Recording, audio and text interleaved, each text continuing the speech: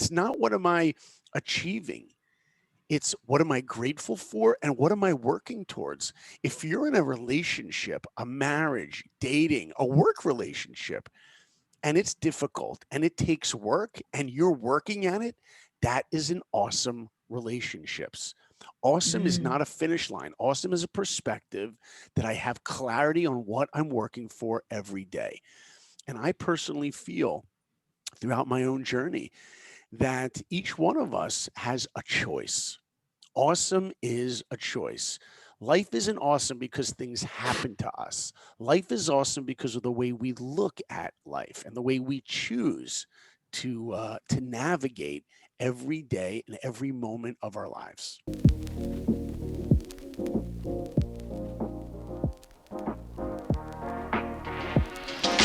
Hey guys, welcome back to the Push Podcast. I'm Janelle. And I'm Eddie. And we are really excited to bring you episode number 97 today. We have a special guest. Saul Blinkoff is a Hollywood filmmaker who's worked for many high-profile clients, including the Walt Disney Studios, Netflix, Amazon, and many more. He started his animation career, which is super fun and cool, working for Disney on Pocahontas. I love Pocahontas, Mulan, Tarzan, and other things. He's currently a supervising producer at DreamWorks on the award-winning series Madagascar, A Little Wild. He lives in Los Angeles with his wife and 4 children. He's got so much great energy and motivation to share with us. He also has his own podcast, which is called Life of Awesome. And I learned about Saul from Clubhouse. In the Clubhouse streets, we were in a podcast room together. I heard his voice, which was awesome and captivating. I looked up his podcast and then I was like, okay, this guy speaks our language. Plus, he likes entertainment. My husband's a big movie buff, and so I'm going to reach out to Saul. So we had a great conversation on everything from like parenting to the pandemic to pivots to, having and creating a life of awesome. And so I would like for you guys to welcome Saul Blinkoff to the Push Podcast. Woo! We don't have sound effects. We have to get laugh effects. This is Saul's so got bad. them on his podcast. I know. I listened listened. with him. I feel so ashamed. He's I listened also to Saul. a filmmaker, and we are not. I listened to Saul's episode. I was like, oh, he's got like movie clips and sounds, and he's gonna go to Push Podcast, and we're gonna go, yay! Yeah. So welcome, Saul. How are you today? Thank you so much. I'm doing great. I'm doing awesome. So excited to be on your podcast and to connect with you guys. It's one thing when I hear there's a podcast out there, but when I find the people behind it are so motivating and inspiring, and you guys are such a team you are, and the messages that you share. So I'm just honored and privileged to be able to spend some time with you guys and your awesome listeners. So thanks for having me. Awesome. We're Absolutely. super glad that you're spending some time with us. And I think we're going to have a lot to unpack with you. And so let's just dive in. What the heck does it mean to live an awesome life? Where'd that come from? Are there key elements? And were you living a shitty life and then you wanted an awesome life? Let's unpack that. Yeah, sure. Look, it's I think the older that I've gotten, I'd like to think that I have more perspective on what really matters in life. You think about those moments in life when you're in your car and someone cuts you off and you want to swear at them and you want, oh, I can't believe they did that or whatever. And usually our ego gets in the way. And, this last year during the pandemic, I lost a bunch of people very close to me. And I think that when we come close to death, those are the moments that make us feel most appreciative to be alive. And, it's like, one day the reality is, and this isn't dark, this is reality, that all of us listening, we're going to be on our deathbed. We're going to die. And the lucky ones are the ones that know they're going to die. You know that you have 10 minutes left, 5 minutes. Well, imagine you're 120 years old. You're lying in a hospital bed. You're surrounded by your family, everyone you love, and you got 5 minutes left. What's going to matter to you most? Are you going to remember the time that, 20 years earlier, somebody cut me off? Are you going to remember that boss that you had that maybe made you feel embarrassed in front of some people? Like, those things don't matter. What if we can take that perspective and actually live with it right now? that's where I try to go. That's what the pandemic did for me personally. And to answer your Mm. question, where Life of Awesome came from, somebody comes up to you and they're like, how's it going? You'd be like, yeah, things are good. Things are good. But what if they came up to you and they said, how is it going? And you go, how's it going? It's going awesome. They'd be like, why? What happened? Did Mm. you win the lottery? Did you just get a job promotion? You'd be like, no, it's just awesome to be alive. Why can't we each look through a lens of awesome every day? And you know what awesome means? It's not what am I achieving? It's what am I grateful for and what am I working towards? If you're in a relationship, a marriage, dating, a work relationship, and it's difficult and it takes work and you're working at it, that is an awesome relationships.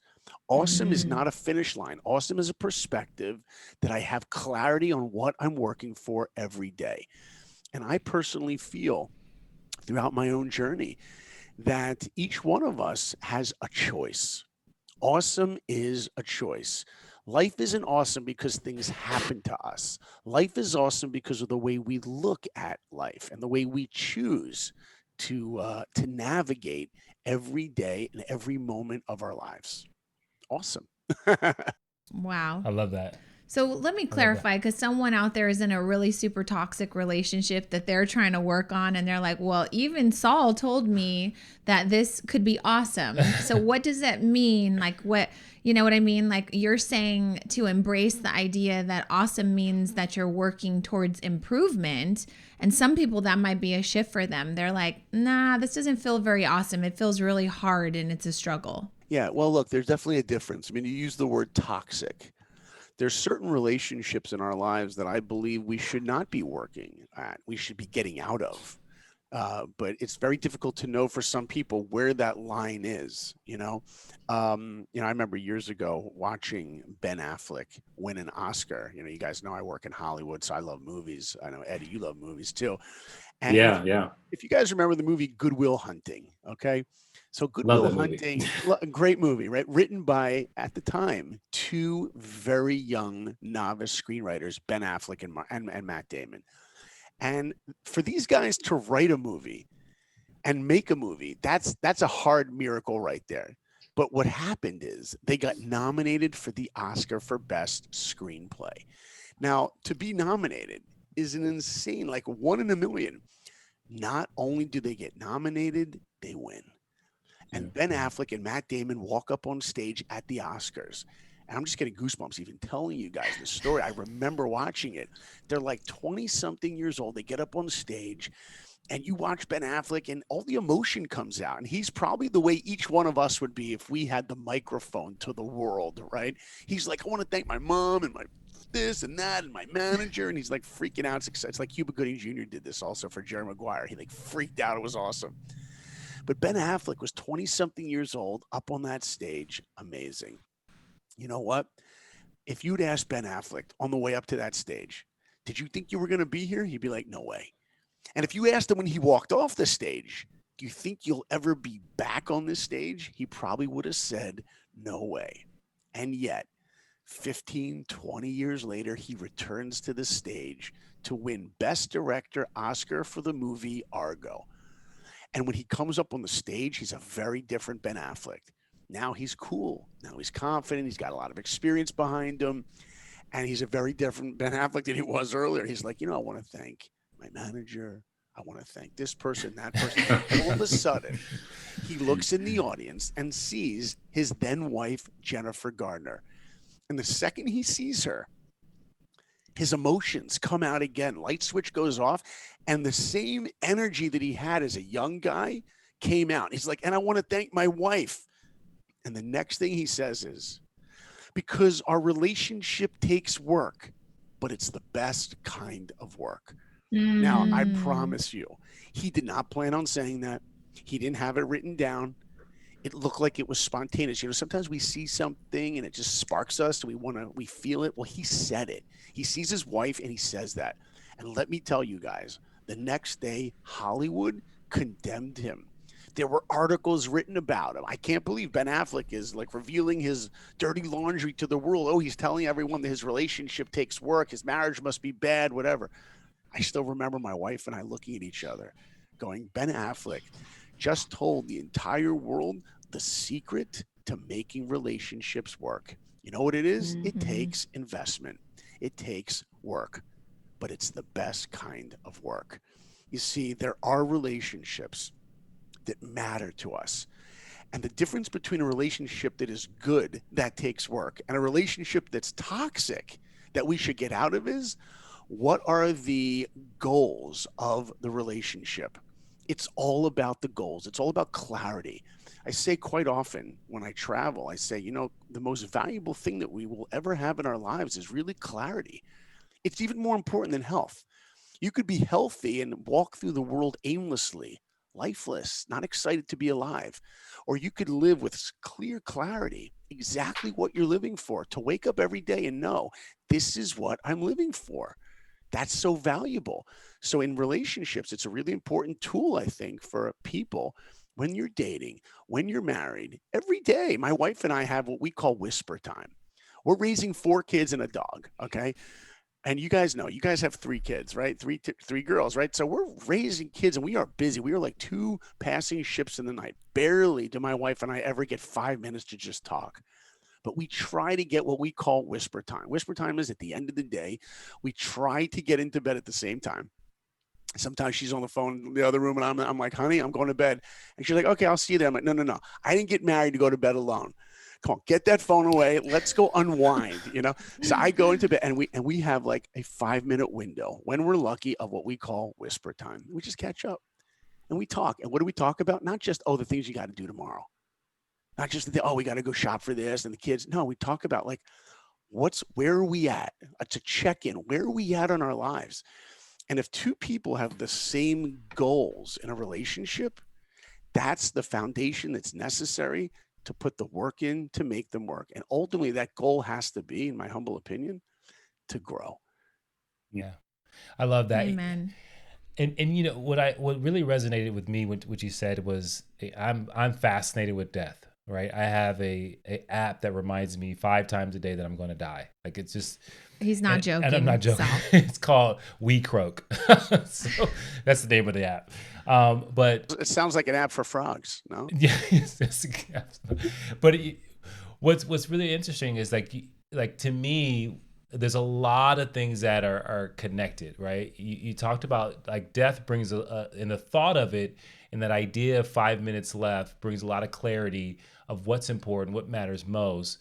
But also, what I really love what you said is the relationship piece, because when you were saying that about relationships take work and toxic relations are something we need to move away from, I hope people listening to this actually capture that it may be a relationship with life as well, right? It's not maybe a relationship with a partner, but if your relationship with life is toxic, and there's something you must move away from, right? Because either your way of thinking, your mindset, maybe it is a circle of friends, but I think that to me is huge. And I think that when you have really great clarity, you live a more fulfilling life because you actually can see what matters. Yeah, Love that. exactly. And I agree. And Steve Jobs had a beautiful address he gave. I think it was Stanford University. He got up there. Your listeners should go check it out on YouTube.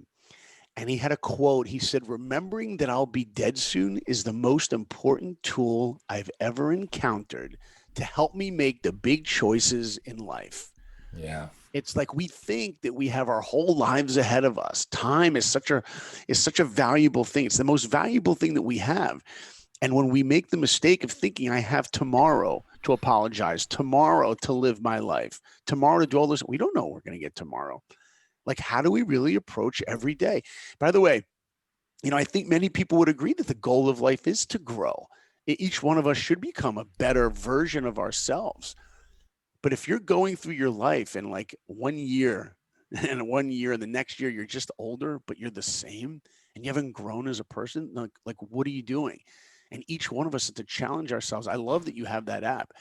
And while many people laugh at it, and it is funny that the name of the app that We Croak is really funny, I can tell your listeners that I'm really blown away that you have that, Eddie, and that you live with that perspective, because that's really where wisdom comes from, man. I'm really inspired by that. I'm going to check that out, man.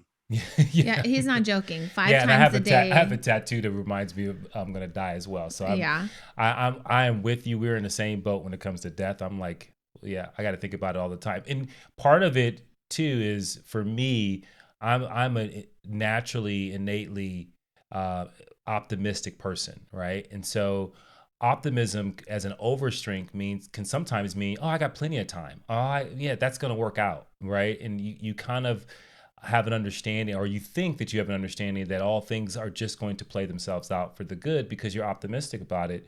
And so what I had to do was, how do I can't change that because that's natural. How do I make sure I stabilize it from a certain standpoint? And that was thinking about death. Like, you don't have time. You have to make a decision. You have to take action. You have to do those things, or your time is going to be up and you're going to be sitting around with tons of regret. And the last thing I want to be thinking about is all the things I left behind or I didn't do. So I'm with you. Eddie, can I throw you one more quote based on what you were saying? There's everybody knows Tony Robbins, big motivational speaker, one of the most successful powerhouses in that space. But Tony Robbins had in his life a Tony Robbins. Like, who was the Tony Robbins for Tony Robbins was Jim Rohn, one of these motivational speakers from years ago. And Jim Rohn has this incredible quote. Check this out. You just talked about regret, Eddie. So listen to this. Jim Rohn said that every person in the world has a choice which pain we're going to choose. There's going to be 2 pains we get to choose. You can't avoid pain, but you do get to choose which one do you want. Do you want to end up at the end of your life and have the pain of regret, right? The pain of, I know I could have been more. I know I could have been a better father, a better mother, a better parent. I know I could have worked on my marriage better. I could have been more responsible at work. I could have served humanity more. Do you want that pain? Or do you want the other pain? The pain of the discipline of doing the work to make my marriage better. There's a certain pain or struggle. Yeah. You can't avoid it. We can't just life is not Hakuna Matata. Look, I'm a Disney guy, right? So life is not like Hakuna Matata, no worries, hanging out with Simba and Pumbaa and Timon on a hammock. That's not life. If you actually look at that movie, Lion King, by the way, it's an incredible metaphor for wisdom. That movie became the biggest animated movie of all time before Frozen. Okay. I always say to my kids, BF, before Frozen. But if you look at that movie, it's not about, Simba thinks in the beginning he wants to be king, and he sings about it. I just can't wait to be king. He thinks being a king means you can do whatever you want. And Mufasa's like, Simba, there's more to being a king than getting your way all the time. And Simba's like, what? There's more? So being a king is I can do what I want. Finally, hopefully this doesn't spoil it for your audience. The movie came out 35 years ago. You should have known this by now. Mufasa dies. Okay. That's right. It's a Disney movie. There's always a dead parent in the beginning, right? Finding Nemo, Bambi. This is what they do. Right. So Mufasa dies. Simba goes off into Hakuna Matata world. Nala shows up midway through the movie. She's all grown up now. And she's like, Simba, you got to come back with me. He's like, no, I'm staying here. She's like, no, you don't understand. You got to come back with me because Scar's taken over everything. And if you don't come back, everyone's going to die and you are responsible. And then Simba says, Hakuna Matata, I'm staying here. She's like, what do you mean you're staying? She's like, hey, you're beginning to sound like my dad. She goes, at least one of us does. And you know what she does? She leaves. She leaves him. She sees his greatness, but he doesn't see it in himself. She even sings about it. Why won't he be the king I know he is, the king I see inside? She leaves him. He's left alone. Rafiki comes. He sees his reflection. Mufasa, remember who you are. And he comes back and defeats Scar, and it becomes the biggest movie of all time in animation. Why? Because when he climbs Pride Rock, he realizes, you know what? Life is about taking responsibility for the world. To wake up every day and know that I'm not there to take, I'm there to give, to invest myself into serving humanity. And when we have that kind of clarity in life, then we will have a truly beautiful and meaningful life. Oh, I love that. That's great. I love that. One of your podcasts, I think it was Time Never Wasted. I believe that's, I took a note on that. You do a fantastic job of taking the movie Groundhog Day, and you talk about there's clarity, and then there's like routine, right? There's like getting trapped in that, and I wanted the audience to kind of really get some understanding of that. That was an amazing thing that I took from it. In one of the lines I think you quoted, you talked about how living in the moment and was the antidote for breaking the loop of Groundhog Day. And so just to give context, Groundhog Day was an old movie with Bill Murray, and I'm sure Saul can probably break it down a little bit better than me. But he was basically he woke up every single day, and the whole adage is when the groundhog sees a shadow, what is it? You get spring over again, or you get 8 more weeks of winter or something. Okay, something like that. But basically, Bill Murray woke up and he had the same life over and over and over again, and he thought it was his hell until he lived in the moment. Can you tell us a little bit about that? Like, what kind of inspired you to pull from that movie? Yeah, I mean, I love that you highlighted that.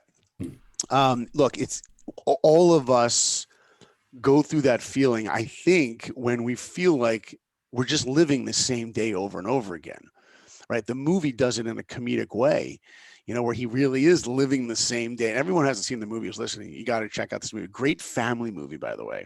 I'd say it's great for kids like, 7 or 8 years old and up. Great movie to watch with your family, with your kids. And there's few of them that are as great as this one. A lot of meaning. But basically, he's living hell. He doesn't want to go to this little town, Puxatawny, and he's a weatherman, and he's like covering this story. It's like the worst job, and he just wants to go there. He hates the little town. He doesn't like the people, and his producers, Andy McDowell, and this other guy, and he's like, let me just do this story, this stupid story, and get out of here. So he does the story, gets on the van, they go back, but they're snowed in. He can't go back to the city. He's got to go back to this little town, sleep in this bed and breakfast another night with all the simpleton folks of this small town who are all so sweet to each other. If anyone's ever been to a small town, everyone knows everyone, right? This is the antithesis of who Bill Murray's character is. And sure enough, he wakes up again and again, and he has to relive the same day. And what's the day? Where he has to be the one to cover that story on that little groundhog coming out, and it's hell for him. And you know what? Just to relate to it, don't we all know what that feels like? I mean, if you're a person listening and you have a 9-to-5 job, you wake up every morning at a certain time, you set that clock, you brush your teeth, you pick out your clothes, you do whatever your morning ritual is, you get in your car, you do a Zoom call, whatever it is. And then you go through the entire day, you get home, you're exhausted, you're tired, dinner, kids, whatever, and then you do it again the next day. And then you do it again the next day. And then we all feel that. We all have that routine. And what the movie does beautifully is it shows us, don't allow yourself to really believe that it's true, that just because you're doing the same things, that it is a repeat of the previous day. Because if we repeat the previous day, then it is like a day of hell. Like we're not going to get anything out of life, or we're just repeating. If we just see it that way, the movie teaches us something beautifully. You see, every day, it's not just a day to repeat what I do. It's a day to realize how beautiful it is to be alive and that life is a gift. And what happens in the movie, I don't want to give too much away because I want people to see it, but what the character starts to do is he puts himself out of himself and puts him into the relationships in this town and turns the day not about what I want, but what can I give? There's a beautiful quote from Winston Churchill. He said, we make a living by what we get, but we make a life by what we give.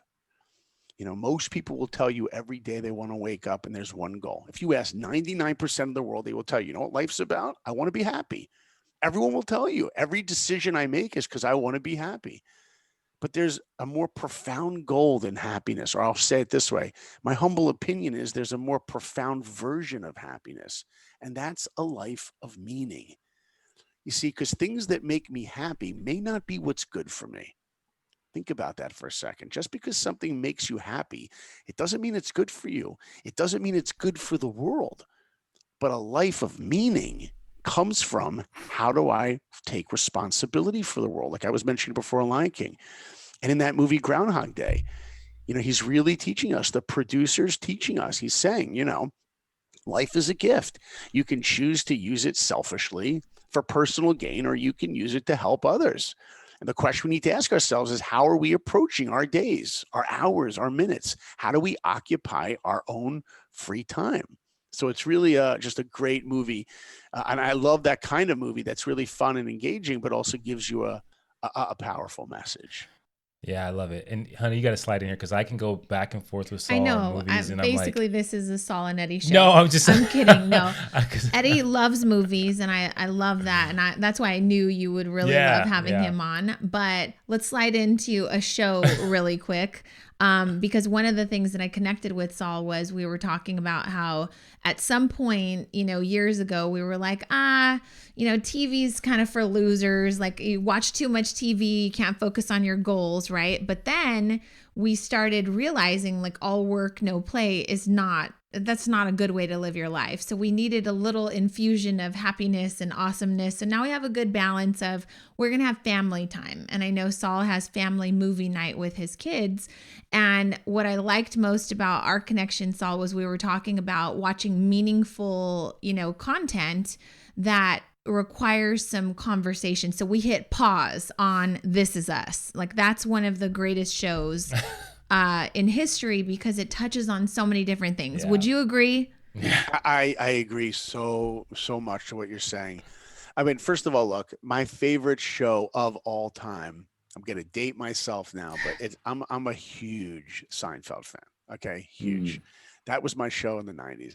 And when I say my favorite, unfortunately for my family and friends that know me, I don't really go a day without quoting that show.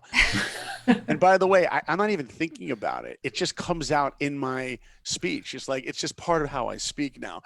Also, if I ever need a break and I just want to laugh, I'll find some Curb Your Enthusiasm clips, and Larry David just cracks me up. But the truth is, like you're saying, I work in Hollywood, and I'm telling you guys, there is not a week that goes by that on one of these Zoom calls at work, somebody isn't saying the phrase, "Oh, you got to check out this new show."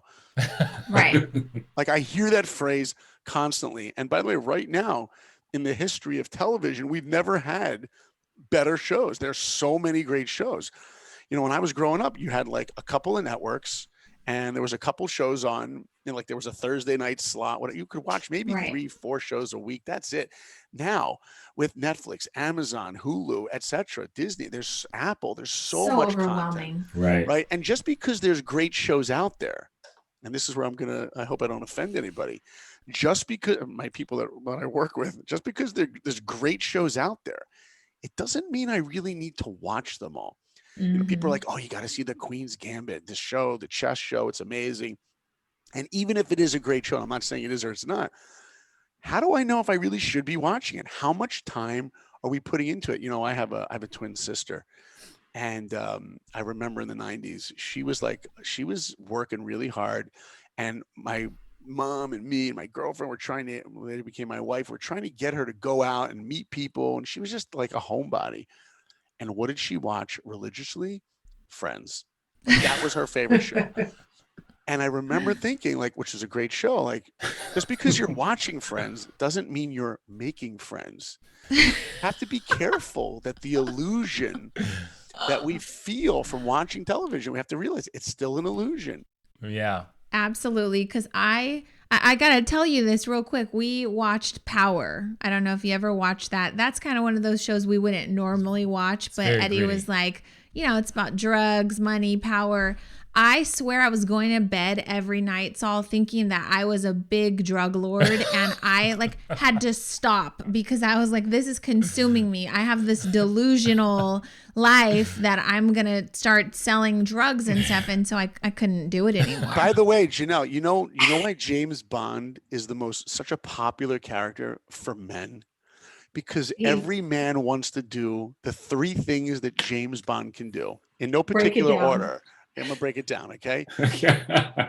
You're driving the greatest sports car on the planet at the time. And it's not just the sports car that you can buy anywhere. It's souped up with, it can go in the water, it can fly, whatever. The greatest car. Men love cars. That's number 1. Whatever you think the greatest car is, this is that times 10. That's number one. Let's put that to the side. Okay. Number two, license to kill. That means you can basically get out of your way anyone you want. You can take a gun and shoot anybody in your way. You have a license to kill. We all would love to do that, right? That's number two. And number three, Eddie, what's number three? Let's see if you can say it in front of your wife. The most beautiful woman in the world. You saw how to Boom. You get Halle Berry. You get, pick the Bond girl. Right. Yeah. You get to sleep with the hottest woman on the planet. And guess what? No commitment. No commitment. Right? And by the way, you've never seen a movie, a Bond girl, wake up the next morning being like, why don't you call me? No, what makes them the perfect girl is they don't even want a commitment. Right. There's no strings attached, right? No, and then in every new Bond movie, there's a new girl. There's no carryover. Right. Relationship here, right? There's no. Why don't you help change the diapers? And no one even refers to that old girl. Remember her? No, right. That didn't happen. Never happened, right? Never happened. So we need to know at our primal level, we are all watching stuff, and we're trying to watch people live lives that we want. Look, Goodfellas is one of my favorite movies. There's a great scene in that movie where the camera goes into the Copacabana, and it's this big camera move. It's this famous camera move where Ray Liotta's taking his girlfriend into this club, but not through the front. He's taking her through the back, like this VIP entrance. It's like an 8-minute camera move through. They don't just give him a table in the front. There is no table in the front. They're all booked. They bring him a table and put the little lamp on, and he's in the front row. And right when he sits down, the guy singing looks down at him and gives him like a wave. Like imagine being brought into, I don't know, Michael Bublé's concert, and Bublé just waves right to you. But when you watch that movie, like we all get seduced by that life. So knowing that about us, that when we watch entertainment, it is escapism and it's an illusion, and we want to live vicariously through these actors and through these characters. We need to also make sure we're not just watching shows that are just fun. We need to watch shows that are going to teach us something. And the first show that I really saw, and people are going to laugh, but I'm telling you, the greatest show I ever showed my kids, and we watched it as a family, and we're about, 5 seasons in right now. Even my teenagers love watching it as a family. Here we go. Get ready to laugh, people. Little House on the Prairie. What? Eddie was trying not to laugh. Okay, he was like, he's like, I'm not gonna laugh. He's like, oh yeah, I'm gonna laugh at that one. Okay, listen. I was not expecting that. I was like Fresh Prince of Bel-Air. Okay, I can't believe you just said that. I can't believe you just said that because that was my number 2 show. Yeah, that's a great show for families. Fresh Prince of Bel-Air. Let's talk about those 2 shows for a second. Little House on the Prairie. There's such good morals, good values, so much to learn. It's incredible. And I tell your listeners, go out there, watch the first 3 episodes with your family, and you're going to see so much beautiful. But I can't believe you just read Fresh Prince. I can tell you, growing up in the 90s, watching Will Smith in Fresh Prince of Bel-Air, and especially the episode where he has to confront his father, who hasn't been there in his life. And I just get goosebumps thinking about it. I think his father was played by, I think it was Ben Vereen. It was like a famous actor at the time. And Will's performance and his anger, I get emotional now just even thinking about it, because I actually was raised, my parents were divorced when I was young. And at one point I was about 11 years old, and I didn't see my father or speak to him for 18 years. After that, I was estranged from my father, my biological father. My mom remarried this incredible guy, but my biological father. And nothing happened. It's the weirdest thing. Like I've actually never spoke about this publicly, by the way. But nothing happened. It's just one day we never spoke again.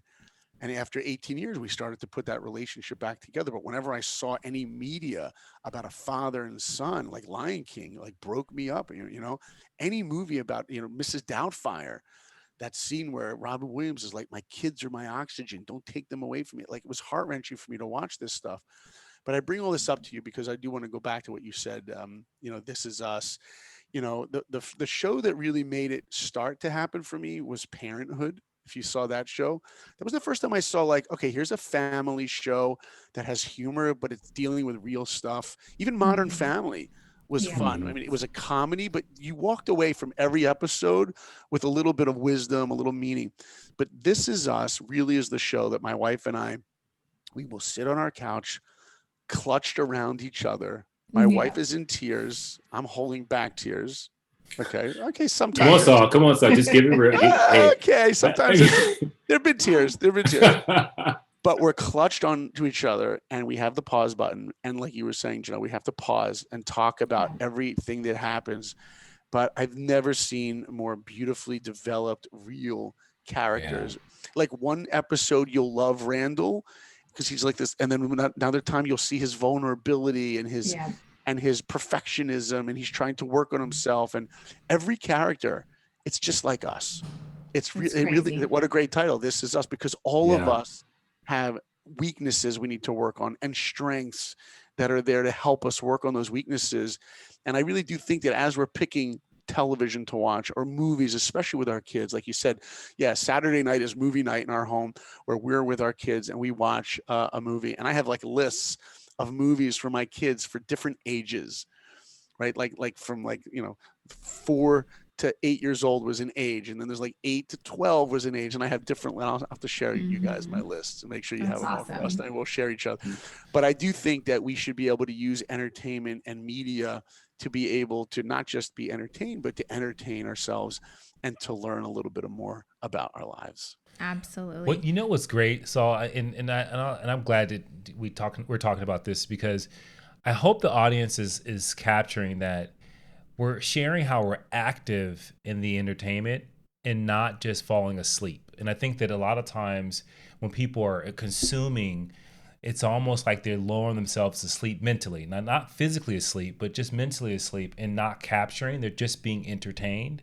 And I think that for us, we're very active in the experience. I want to participate. And so we're pausing because we're participating and we're connecting. And a lot of times people would say, how are you spending time with your kids if you're watching TV? Well, if you're watching TV like us and you're pausing and you're talking about it and you're discussing it, like you're sharing concepts that they may not be getting, because we know that we all have different perceptions, right? We watch something, she's getting something different. When This Is Us, we're pretty much on the same level. Yeah. We're both in tears. So well, the reason why Eddie's in tears, you touched a little bit on your relationship with your father, but the daddy issue for Eddie has been a really big thing his entire life until honestly last year we unpacked some things. But so over the years while we've been watching This Is Us, I mean, I've looked over at him and he's just got like tears coming down because he's Randall. I just do the one tear. He is Randall. And so, everything from your mom knows something that you don't know, like all that stuff is kind of like recently we've unpacked. And so that show is very special to us. But, I think the point is that we're both saying that you can pick programs that spark some sort of dialogue that is helpful in teaching your kids, right? Like recently we watched In the Heights, Lin-Manuel Miranda. Like it's such a great story for you to watch with your kids, especially if you are people of color. Like we have a colorful family, and for them to see themselves in the representation, we had long conversations about that. It's beautiful, And then I don't know if you ever got a chance to watch The Morning Show with Jennifer Aniston. No, I didn't. Okay, so that show and so you don't have to. And don't watch it. Listen to us, guys. We're not going to tell you. But people do that to us all the time, and they're like, oh my God, you got to watch this. I'm like, nope, I don't got to watch that. I will literally say, nope, can't watch it. I can't be committed to anything else. I don't have time for it. It's not the season for me to do that. But, I know that you have 3 daughters and we have 3 daughters, and our daughters are a little older than yours. But at the time last year when we watched it, they were 18, 16, and 14. And it's about, the Me Too movement and sexual harassment in the workplace. And there were some things that were like, a bit like, oh, is this tasteful for a child? Well, it's tasteful because I'm a mother of 3 daughters, and they are going to be working in professional environments, and they need to know how to advocate for themselves, how to protect themselves, how to stand up for themselves, what's the right thing to do, and how to not put themselves in situations that could potentially cost them something huge, And that was just like one of our really Yeah. proud parent moments that Yeah. we were like, you know what, pause this, come in. And you were empowering them. Right. Right. Right. To be able Yeah. to see their value and to be able to feel like they can navigate out there without you. Because isn't that our job as parents? Our job as parents is we have our kids. Look, we're always going to be their parent, while we're alive. And when they leave our homes, we're still going to be their parent. But while they live at home, we're in a window of time. If you guys, are listening, you have kids that aren't teenagers yet. You know what your 8-year-old probably wants to do every weekend? Be with you. You know what your 12-year-old probably wants to do? Be with you. You know what your 15-year-old probably wants to do? Not be with you. Right. They want to be with their Absolutely. friends, right? So, and that's what you want. You want them to, because through socialization, they're finding themselves. You want them to do that. But our job as parents is to use that window of time to teach our kids, educate them, love them, so that they can leave the safety of our home and be able to navigate a world. Like we just put my daughter on a plane. She's going to be 17, and she's going on a plane to Israel for an incredible summer program. She's so excited with a lot of her friends, and it was her first time flying alone. And on the way to the airport, we were talking, me, my wife, and her, and she's like, "How will I know when to get on the plane?" We're like, "Well, they're going to call your group." She's like, "Well, how will I know what group I'm at?" Well, it says it on the baggage claim, like little things that, Yeah. that like all these times. And she's flown with us many times back to the East Coast because that's where our family's from. But every time I've flown with her, I just tell her when to get on and off. I never stop to say, "Hey, look right here. It says group 4. That's us." And that's an opportunity I could have had to teach her. Yeah. Now Yeah. we're just talking about when to get on a plane. What you're talking about, Janelle, which is so beautiful and powerful, is it's the stuff that really matters. They're going to be in the workplace. How do we show them? I love the movie Hidden Figures. I don't know if you guys have seen that. Yeah. Like, incredible movie. And while there's definitely, things going on in that film about race, it's also about being a woman. And I love that movie. And I'm always looking for those kinds of stories to show my girls where they can see empowered women who are educated, trying to change the world. And how do they navigate that? And how do they stand up for themselves? That's such a powerful thing. If you Such look a at powerful thing. movies in the 80s and 90s, you didn't really see that. You didn't really see women's No. roles that well. That's what's so beautiful right now about the culture we're living in, that people really are getting, awakened to the empowerment of different cultures, diversity. And that's something we got to show our kids.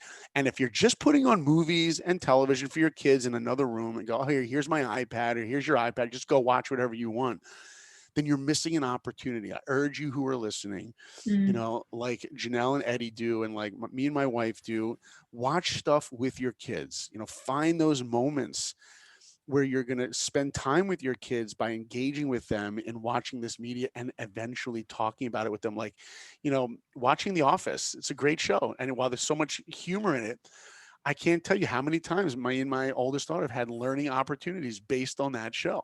Like, to talk about this or that. There's little funny moments, but there's something to talk about. Anyway, it's really great. By the way, I work in Hollywood. I've worked at Disney most of my career, and I can tell you how many times I had people come out. I was a director on a show called Doc McStuffins. You guys know that show, right? So that was a great show created by Chris Nee, and it was a show about a girl who wants to be a doctor for her toys.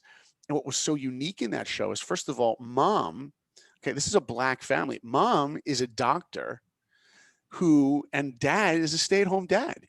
You never see that. You don't see That's that great. in kids television, right? Number one. But how many times have people tell me over the years, thousands of people have told me, and the show creator and the other directors on the show, how their kid now can go to the doctor and not have fear. Not be scared to go to the doctors because of Doc McStuffins. And I can tell you personally, as a filmmaker, the things that I work on, I try to put those values into the projects that I accept and that I take and that I work on, because I want them to be able to impact children out there, to affect their lives. So I take it Wow. seriously. Love it. I think we have to be friends off camera, off the podcast. Oh, we because already there's so are. much. We already are. And we didn't get a chance to tell you, but we have 2 actresses in our household, and our oldest daughter just got accepted our middle daughter just got accepted to. I just love when dad can correct mom. Yeah, Yeah. that was so good. Baby. Yeah, Good job. without the which one? That's so good. Yeah. So Our middle daughter will be attending college, a theater college in Scotland for the next 3 years. Wow. Yeah. Isn't that incredible? yeah, and Yeah. she's excited, and so the In podcast Scotland. actually that comes out tomorrow is about her.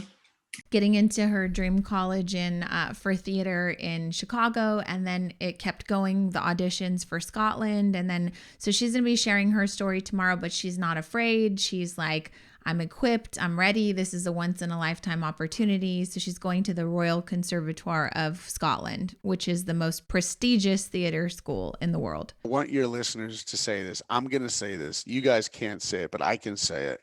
You don't get a young woman like that to have the confidence to be able to go to another country alone to make her way in the world without very special parents. Aw, And thanks. yeah, I mean, what you Yeah, guys thank you. have done, that is a testament.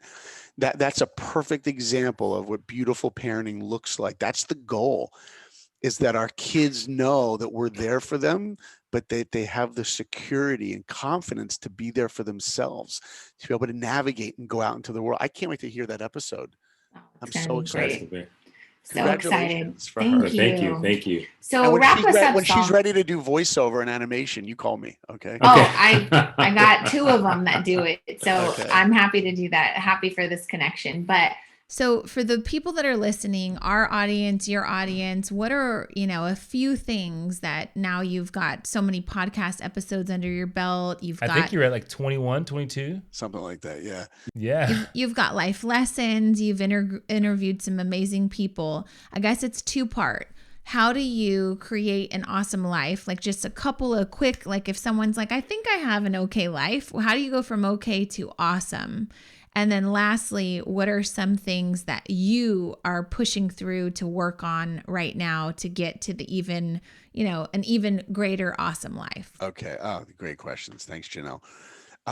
Okay. First of all, one of the greatest tools to give us an awesome life and to get that feeling of awesome is, and it's going to sound like a cliche, but I can tell you from my own personal experience, and I think those of you that are being real with yourselves and looking deep within you, you will see that it really is true, is to get that feeling that life is awesome is the feeling of gratitude. It really is the most incredible choice that we can make in our lives. It's to choose to be grateful for what we have. And every day there's going to be struggles, there's going to be tests. Every day is a test. Every moment is a test.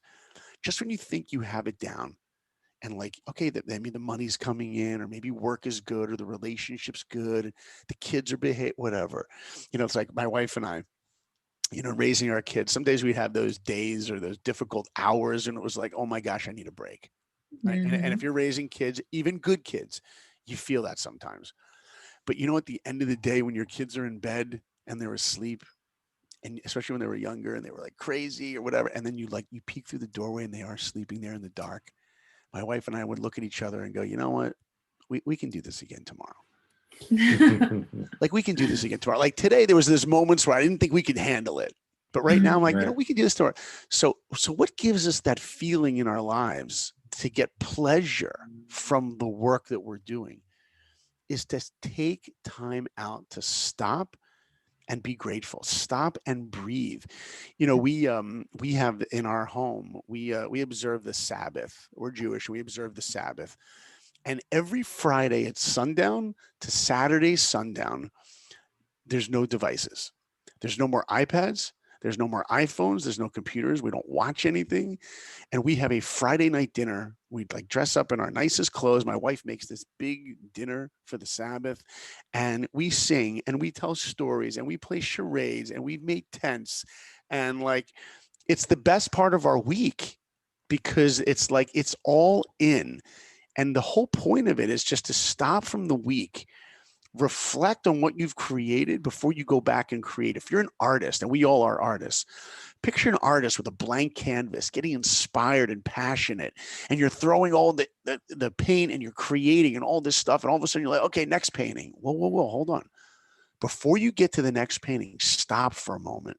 Look what you just created. Oh, what was successful? What wasn't successful? You know what I want to do next time? I want to try this. Now go make another painting.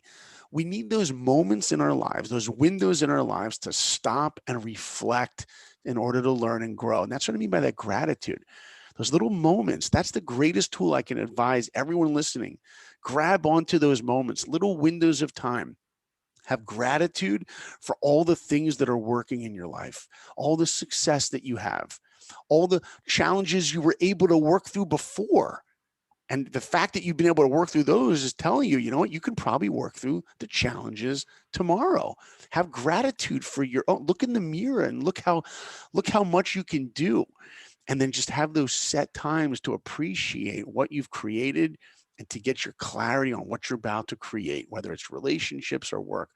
And then for me personally, what you were asking, like, what are the things that I want to work on for me? Well, for me, the greatest, it's funny you highlighted that episode, Eddie, is the one called Time Never Wasted.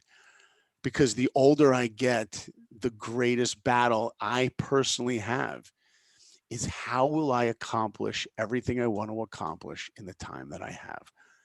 That's the big looming, it's like your, We Croak app. That's the challenge that I have. Some days I remember the time. I remember when I was 24 and I had no idea about how fast life goes. I didn't live thinking about that I'd be dead someday. I was like, I'll do it tomorrow, whatever. And sometimes I'm envious of myself at that naiveness, that part of my life. But right now, as I'm getting older, that's the biggest challenge I have, is just trying not to waste time.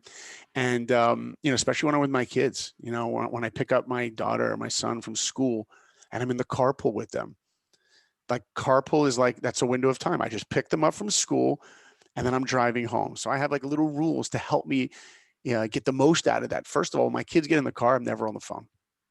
Never on the phone, not on a work call, like, kids, quiet down, daddy's on the phone. When they've had a full day of school and they get in the car, the first thing they need to hear is like love from me, a hug, a kiss. How was your day? Let them, because when I get home, I'm going to have other things I got to do.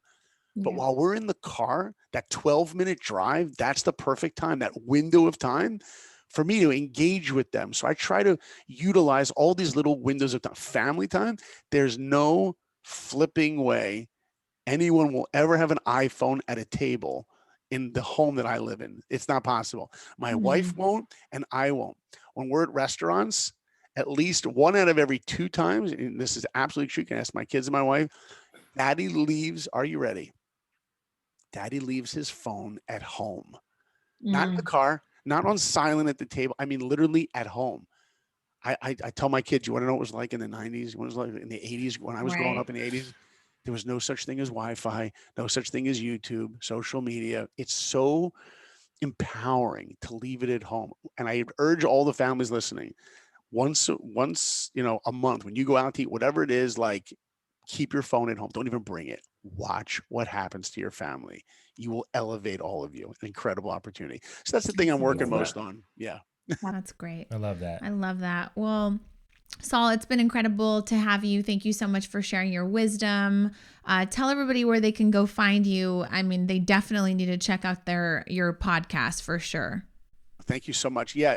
So I'm on Instagram, and you can check me out there. And I'm posting quotes from people that inspire me, or quotes that I have, and little clips, and starting to show my family to the world a little bit, which has been really fun.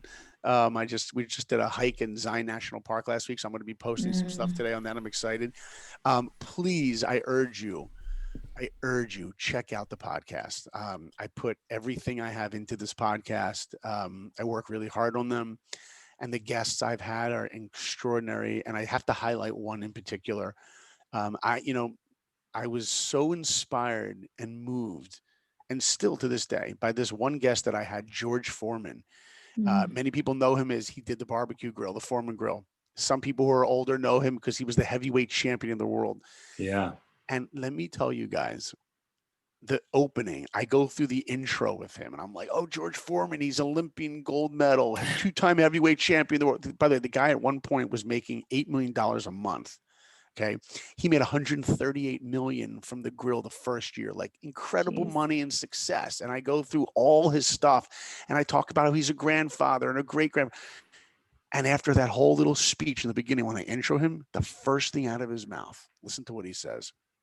He says, Saul, out of everything you said, you know what I'm most proud of?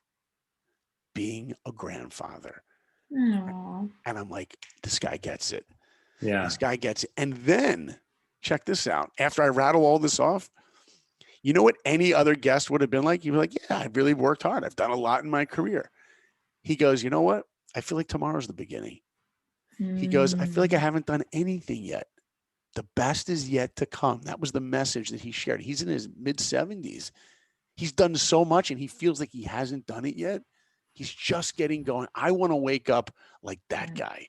I want to wake up knowing that tomorrow I can recreate myself and live an awesome life tomorrow. So check out the podcast, Life of Awesome. Check out his episode. It's incredible. And also, I'll end with one other quick thing is, I went through this whole struggle, how I got into Disney. And it was a lot of ups and downs and insane, crazy story with a lot of hard work. And at one point, I'd actually given up on my dream. And I saw the movie Rudy, the football player movie from the 90s. And that movie inspired me to never give up. And that showed me the power of storytelling, that it can inspire other people to reach for their dreams. And the very first guest I ever interviewed on my podcast was the real Rudy Rudiger. So check out that episode. Really, really cool. So so check out Life of Awesome. And I really, I thank the both of you so much for the wisdom you're giving the world. The two of you to be able to do a podcast together is so vulnerably, it is beautiful. And I'm excited to keep tuning into your episodes. And I hope to one day get a hug in person. Oh, well, we're both in LA, so we'll have to arrange something. Let's do that. I would really love that. Yeah. Awesome. Thank you so much, Saul. If you loved this, please take a few minutes to rate and review the podcast, but also, again, go listen to Life of Awesome by Saul Blinkoff. Thank you so much, Saul. We'll see you guys later.